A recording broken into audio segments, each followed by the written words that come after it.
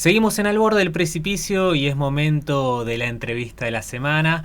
Hoy nos acompaña Alejandro Castelo, él es virólogo y docente de la Universidad Nacional de Quilmes, además de otros tantos trabajos que tiene en el mundo de la ciencia, la academia y la investigación, porque Argentina notificó el primer caso, los primeros casos en realidad de gripe aviar. Hay, no sé si llamarlo una crisis, pero sí una situación que se está quizás agravando en Estados Unidos. También se notificó la presencia del virus en la Antártida y ya muchos países de la región, Paraguay, Uruguay, entre los últimos, notificaron alertas sanitarias. Y como nosotros nos valemos de la palabra de expertos, Ale nos acompaña hoy en el estudio. ¿Cómo andas, Ale? Hola, ¿qué tal? Buenas tardes, buenos mediodías. ¿Preocupado? Buenas noches. Sí. ¿O no? Sí, no, que estamos preocupados por esto hace bastante tiempo. Este primer reporte del año 2025, te referís al del Chaco, probablemente en animales de cría, pero esto en el 2024 fue importante, con muchas granjas, con algunas granjas y con animales, aves silvestres también. Distintos tipos de especies en Argentina se detectó la cepa esta de gripe aviar, H5N1, en Argentina como en el resto de Sudamérica, y bueno, con especial foco se está haciendo con la afectación de mamíferos marinos, en gran cantidad, como decíamos ayer, fue afectado en forma muy importante las colonias de leones marinos en el sur, distintas especies de aves acuáticas también, en todo Sudamérica, en las costas de Perú, flamencos, con gran mortalidad.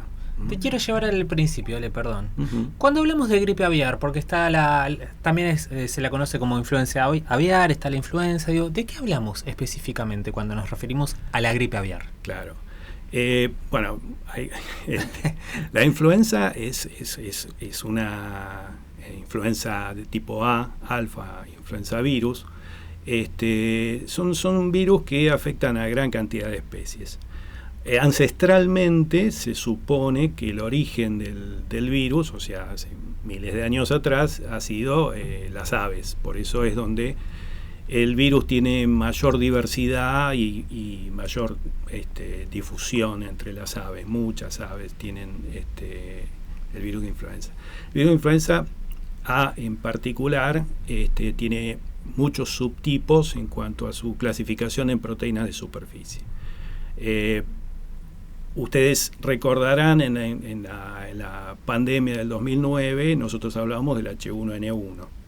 La vacuna contiene esa cepa H1N1 más la H3N2. ¿Y por qué hablamos de letras y números? Porque las dos proteínas de superficie que tiene el virus son las que receptan los anticuerpos, ¿no? Entonces, cuando uno neutraliza efectivamente al virus, esos anticuerpos están dirigidos contra esas dos proteínas de superficie. Por eso es importante clasificar a los virus en base a esas dos proteínas, la H y la N. No vamos a entrar mucho más en el detalle de qué hacen estas proteínas, pero H es la que une al receptor, o sea, facilita la entrada, y N es la que limpia la superficie de las células para que el virus salga limpiamente. O sea, uno es importante para la entrada, otro es importante para la salida. Entonces, cualquiera de las dos proteínas que se neutralicen por anticuerpos, o el virus tiene otras formas de ser combatido por el sistema inmune, con la inmunidad celular, pero en cuanto hacia los anticuerpos, que es lo más fácil de ver, lo que se ve con las vacunas, es la neutralización de estas dos proteínas. Bien, entonces ahí empezamos a conocer un poquito el virus. H1N1, H3N2 y algunas otras pocas variantes de virus son las que afectan al ser humano.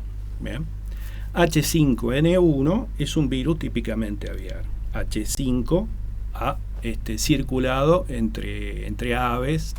Se lo detecta en aves desde los años 50, por ejemplo.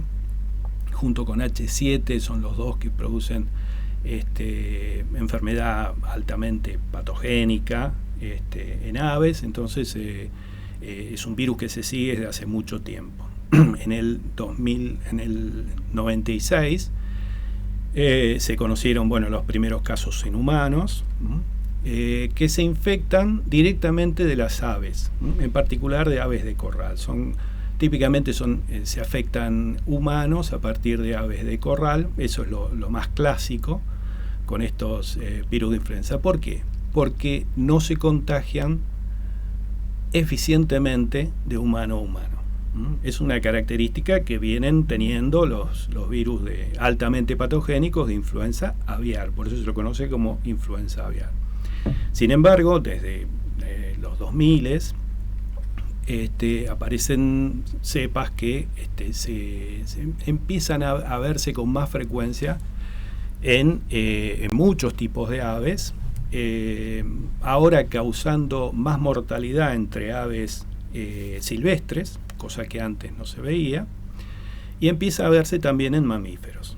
En el 2021 en particular aparece esta cepa en particular de H5N1 en aves de corral y también en mamíferos marinos y en aves silvestres. Entonces se empieza a seguir, y en reportes a partir del 2022-2023 empieza a haber en mamíferos más cercanos al humano, mamíferos domésticos, y en particular en el 2024 lo que aparece es en vacas lecheras. Aparecen tambos. Eso se investigó muy intensamente, porque este conocimiento producido casi en tiempo real. En tiempo real, la recopilación de datos tiene que ser continua. Sí.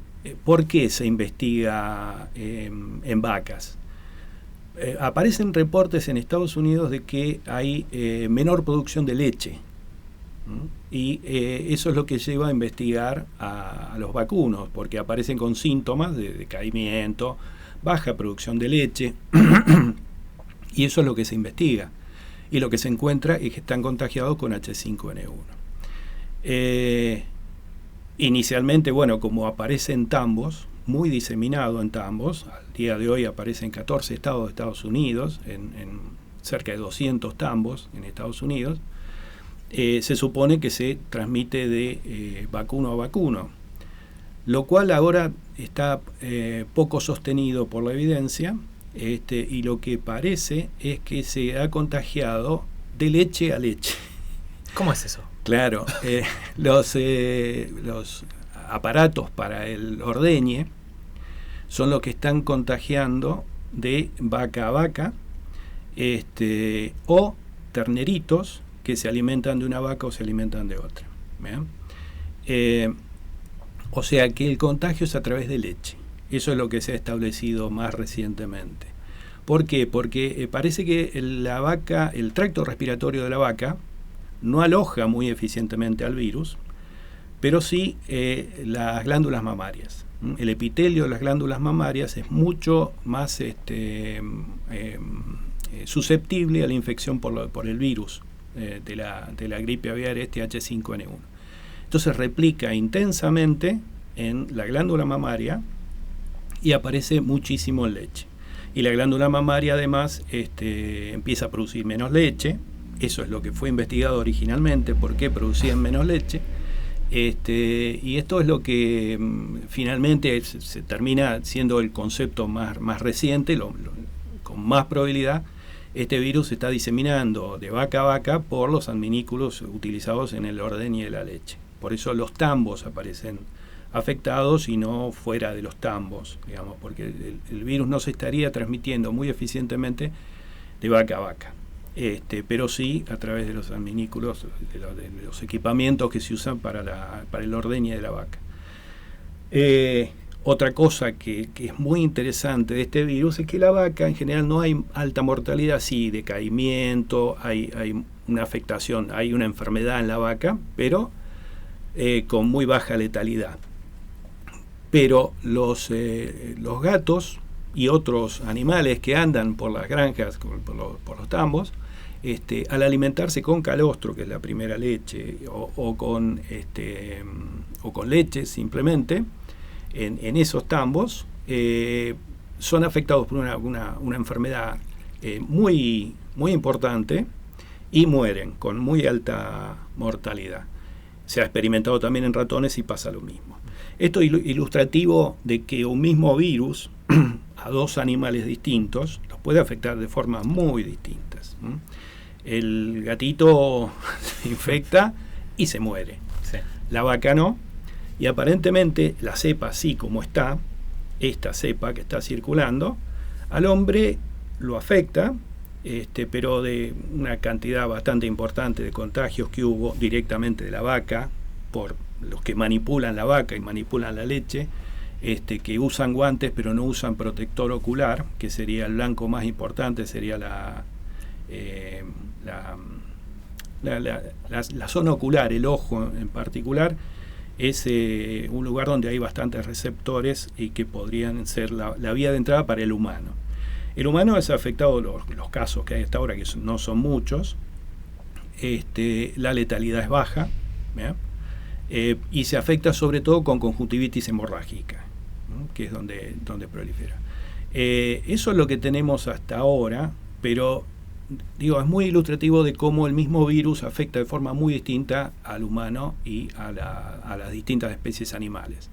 Vos sabés que incluso, perdónale, cuando estábamos armando la nota, que está disponible en la agencia de noticias con tu testimonio también, leía reportes de Estados Unidos de especialistas de allá, donde hablaban más o menos hay alrededor de 65, 70 personas contagiadas, con una muerte, pero había una especialista que contaba que hicieron estudios en veterinarios que no habían estado expuestos directamente al virus y sin embargo tenían la cepa alojada en su cuerpo, corregime si me equivoco de forma técnica, y que no le encontraban mucha explicación. Entonces lo que suponían, la hipótesis, era que el virus se contagia pero que no genera una enfermedad grave, por lo que habría una menor cantidad de casos contados de los que realmente hay. Exactamente.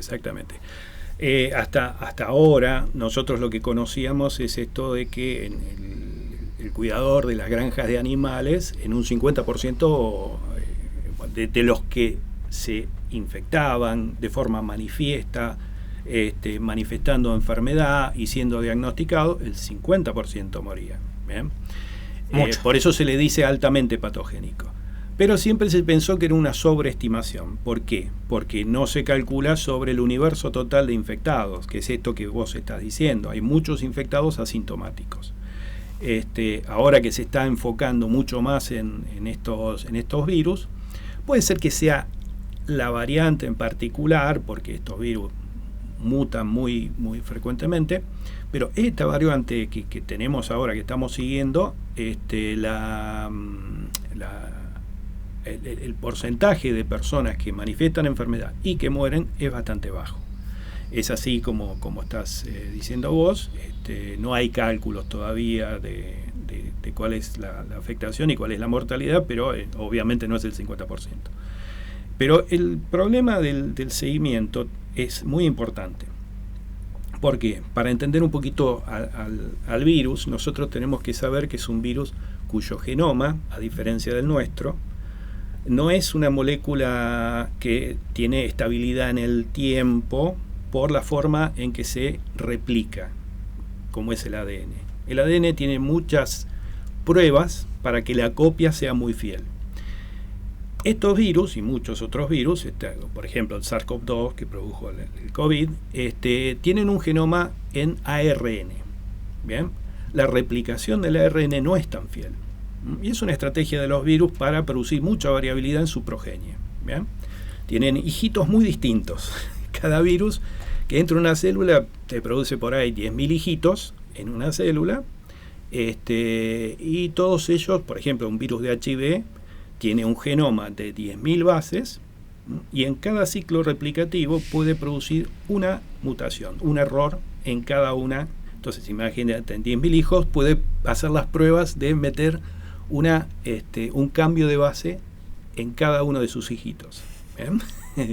A ese punto, en eso está basado la evolución, en ofrecerle a la naturaleza un montón de variantes, para que distintas condiciones puedan hacer triunfador a una u otra variante. Muchas son letales de esas variantes, claro, si afecta una proteína importante, ese hijito pobrecito no va a subsistir. Pero hacen pruebas. Los virus RNA evolucionan rápidamente porque hacen muchas pruebas. Eso es un poco la filosofía de vida de los virus basados en ARN. ¿Bien? La evolución de los virus ARN es bastante rápida. Ofrecen a la naturaleza un montón de variantes. Eso tiene que preocuparnos, por un lado. Porque los virus pueden, al reproducirse en una especie en particular, se acercan al humano. Si reproducen en mamíferos, esa es nuestra primera preocupación, se está replicando bien en mamíferos, en distintas especies de mamíferos, mamíferos marinos, mamíferos terrestres, mamíferos domésticos. Entonces, como que se va aproximando del ave, que es su reservorio inicial, a el humano. ¿Bien? Entonces, tiene un par de puntos a favor esa cepa. Por otro lado, al estar en la leche, si se consume leche no pasteurizada, el virus puede replicar más masivamente en el humano si los humanos toman leche sin pasteurizar. ¿Bien? Entonces ahí las pruebas que hace el virus se van afinando. Lo podemos ir adaptando al humano. ¿Bien? Con esta técnica de, digamos, una replicación donde se producen muchos errores al azar, alguna por ahí la pega. Digamos, es una probabilidad baja, pero es una probabilidad importante. Por otro lado, los humanos se infectan con virus humanos, virus de influenza humanos, que están totalmente adaptados al humano. Si simultáneamente se infectan con uno de estos virus de influenza aviar, ¿bien? Estos virus tienen la posibilidad adicional de hacer intercambio de cartitas. ¿Bien? El genoma está compuesto por 8 segmentos, separados físicamente entre sí. Entonces, si dos virus infectan a la misma célula, los segmentos genómicos se pueden intercambiar. Eso en inglés se llama reassortment, como mezclar y dar de nuevo las cartas. ¿Bien? Entonces, obviamente, los 8 segmentos de la progenie pueden dar un virus estrafalario que no sirve, ¿no? Pero algunos de estos virus tienen por ahí 7 segmentos que son humanos, o sea, puede seguir manteniendo aptitud para replicar en el humano, y tener uno de los segmentos que codifica una proteína aviar. Ese es el origen de todas las pandemias del siglo XX, ¿no? El intercambio de segmentos. Es una forma de hacer un salto evolutivo mucho más rápido. ¿Bien? Porque ya, digamos, el esqueleto se lo ofrece la cepa humana, y el nuevo virus puede tener una H o una N aviar, totalmente distinta a lo que vio el humano en todo el mundo durante muchísimos años. O sea, todos los anticuerpos que tenemos nosotros están dirigidos contra H3 o H1. ¿Bien? Si aparece H5 en la población humana, vamos a encontrar a gran parte de los humanos sin anticuerpos contra H5. Entonces, esa es otra forma en la cual se puede adaptar un virus de influenza al humano. En este caso, con algunos de los componentes simplemente del aviar. Bueno, esto es lo que pasó con el H5N1. El H1N1 del 2009 tenía solamente un segmento de origen humano. Después tenía 5 que eran de origen porcino y un par que eran de origen aviario. Era una coctelera en la cual se había, a lo largo de los años, los que estudian influenza han visto los pasos intermedios que se producen esto. Esta es la mezcla final que se produjo a partir de el contacto estrecho de los humanos que crían cerdos, los humanos que están en contacto con aves. Se ofrece la posibilidad de que se mezclen y bueno, también es un ejemplo importante de cómo por reassortment, por reasociación de segmento, se pueden generar nuevas variantes que pueden volverse pandémicas. Vos me decías, Ale, el otro día hablando fuera de aire, no quiero generar pánico, me decías, algo así. No lo estarías logrando, digo, porque, claro, cuando uno lee el OMS, afirman que va a haber una nueva pandemia. Los especialistas dicen que va a ser más temprano que tarde, y el panorama que nos estás brindando con la gripe aviar no es el mejor. Había un dato que yo levantaba por ahí, que es que la gripe aviar llega a Sudamérica en 2022, o sea, en tiempos históricos es nada, es muy poco. Y ya está en casi todos los animales de la Antártida. Argentina ya registró casos en 2024, ahora también. Se espera que se expanda. Chile, Paraguay, Uruguay están todos alertas. Hubo nuevos casos en Perú. Vos contabas al principio de esta charla la gran mortalidad de animales en un montón de lados y animales distintos. Sí, pero vos fíjate que en tiempos históricos, digamos, cuando se empieza a investigar esto, las primeras caracterizaciones de los virus de influenza son de los años 50. Estos virus ya estaban circulando. A mediados de los 90 se producen los primeros casos humanos. Por eso te digo, los que siguen de cerca la evolución de estos virus ven cómo van cambiando figuritas entre un virus y otros que están circulando en otros tipos animales. Es una evolución lenta, todo es lento, salvo que le ofrezcamos condiciones de intenso intercambio con el humano, que es lo que podría pasar con la leche. O fíjate que siempre aparecen en personas que están en íntimo contacto con animales. ¿Bien? Si se adapta definitivamente el humano es cuando explota la pandemia. Pero los pasos de adaptación previa son muy lentos, son lentos. Entonces, lo que se describe ahora como las estrategias de una salud, One Health, en el mundo, es, aporta a la vigilancia, extendiendo lo que es los virus en humanos, la clínica en humanos, a todos los animales que pueden interaccionar con nosotros, e incluso animales salvajes. No es tan fácil de hacer, exige más inversión, pero es lo que está haciendo, por ejemplo, el SENASA vigilando las cepas aviarias, nos está cuidando a nosotros también. Por eso hablamos de una salud, es la de los animales junto con la nuestra. Y la vigilancia que se extendió hasta la Antártida, porque fueron afectados mamíferos incluso en la Antártida. Nosotros hablamos el otro día, te decía, yo me sorprendí cuando leí esto, gente que estudia la fauna silvestre, que detectó que más del 95% de las crías de leones marinos en Península Valdés habían muerto por influenza aviar. A mí me sorprendió muchísimo, pero bueno, hay que estar al tanto de ese tipo de cosas. Y la alarma tiene que llevarnos a mejorar la vigilancia y tener planes de contingencia. ¿Qué es lo que vamos a hacer en caso de que llegue la pandemia?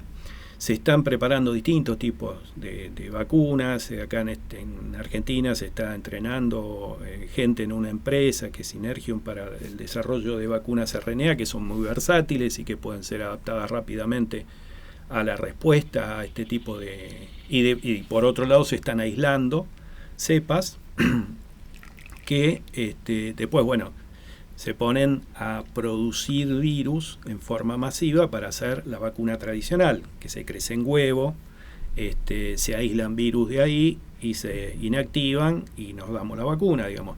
Ya está todo preparado. Y por otro lado, se monitorea también la resistencia a drogas. Hay dos tipos de drogas contra influenza, una que neutraliza la N, la neuraminidasa. Sí. El oseltamivir es el más famoso, zanamivir, se hicieron famosos en la pandemia del 2009. Y después hay unos nuevos que son inhibidores del capsnatching, que es un proceso intracelular del virus. Se sabe de algunas cepas que evaden a esos a través de ciertas mutaciones. Entonces se monitorea también esas mutaciones en las cepas que están circulando. Por ahora, por suerte, para bajar el pánico, las cepas de H5N1 no tienen esas mutaciones de resistencia a los inhibidores de la N, que es la droga más común que se utilizaría eventualmente. Y bueno, es vigilancia y tener planes de contingencia. Yo la verdad no sé las autoridades actuales del Ministerio de Salud cuáles serían las medidas que tienen. Pero bueno, todo el personal de planta, el personal técnico, el personal asistencial en nuestros hospitales es de muy alta calidad, por suerte. Eso lo seguimos manteniendo. Así que yo supongo que nosotros vamos a estar a la altura de las circunstancias como estuvimos durante la pandemia. Pero no es algo que se prevea para mañana, no hay que entrar en pánico. Para pasado tampoco. Para pasado yo creo que tampoco.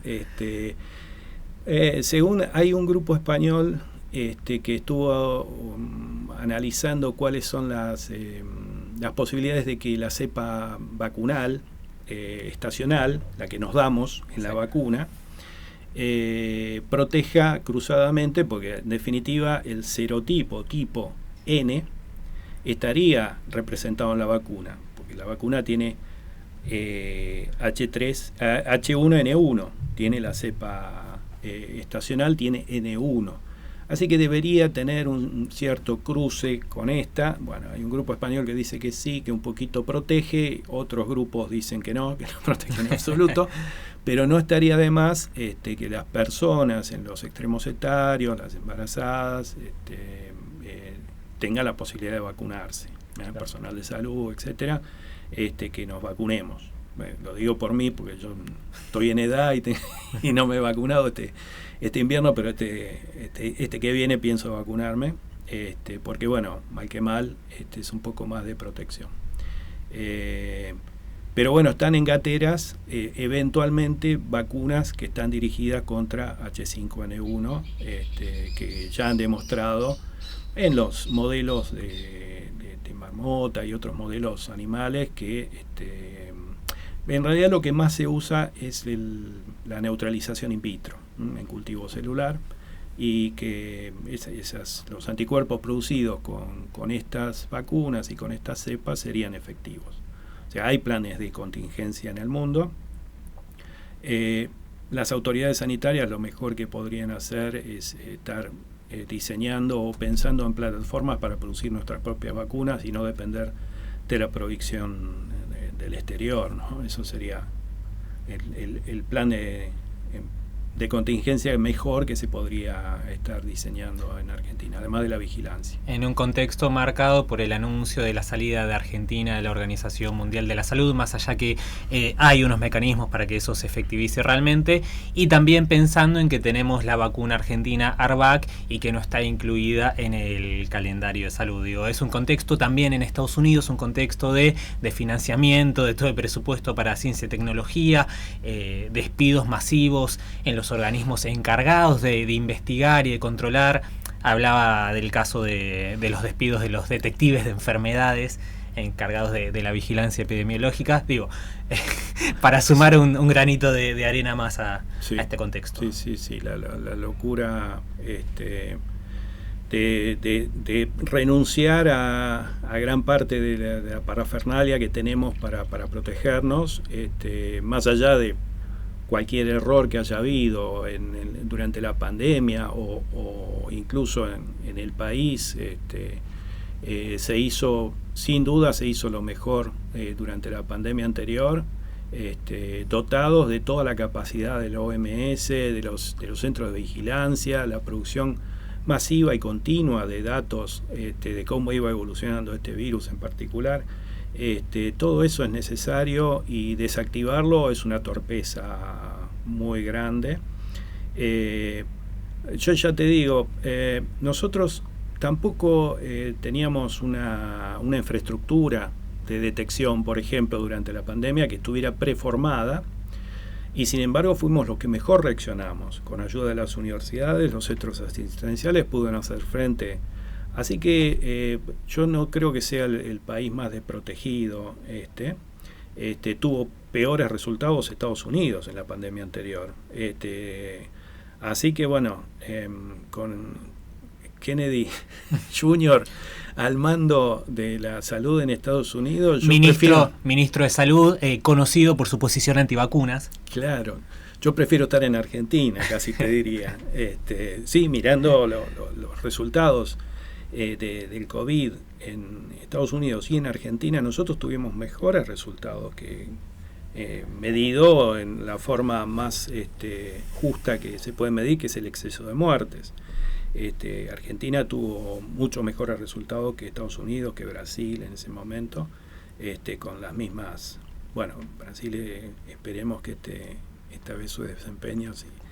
Igual, bueno, no seamos tan pesimistas de pensar que en un periodo presidencial vamos a tener una pandemia.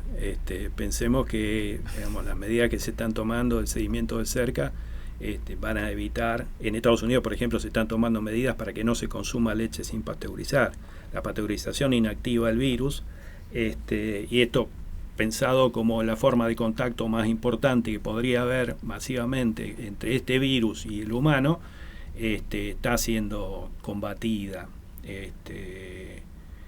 No sé si en algunas comunidades aisladas probablemente eso no ocurra. Por ejemplo, bueno, hay casos en sectas y religiones que viven aislados que, bueno, ahí no se puede controlar tanto. Claro. Pero no están tan locos con la salud pública todavía. Así que, bueno, somos más o menos optimistas de que esto va a ser lo suficientemente lento. Lo que pasa es que la naturaleza es incontrolable, y el virus circula masivamente en especies que no estábamos monitoreando continuamente. Y ahora a las aves se agregan los mamíferos, porque hay varios mamíferos terrestres salvajes que también son afectados, no solamente los que más conocemos. Las granjas peleteras también son otra fuente de contacto entre el humano. Eso apareció antes que las vacas, en bisones, por ejemplo, donde se hacen pieles. Ahí tanto COVID como influenza fue detectado y hubo contagios con humanos. Así que la liebre puede saltar por cualquier lado. Seguir con el foco en una salud y ser optimistas, no seamos pesimistas. Gracias por venir, Ale. Bueno, gracias a vos, Nicolás, y espero que haya servido a alguien. Y cualquier cosa, bueno, nosotros estamos acá en la cátedra de virología e inmunología, en el laboratorio de inmunología y virología. Cualquier duda pueden hablarnos y responderemos hasta donde podamos. Hasta ahí la palabra de Alejandro Castelo, investigador, científico, docente de la Universidad Nacional de Quilmes y tantas otras cosas.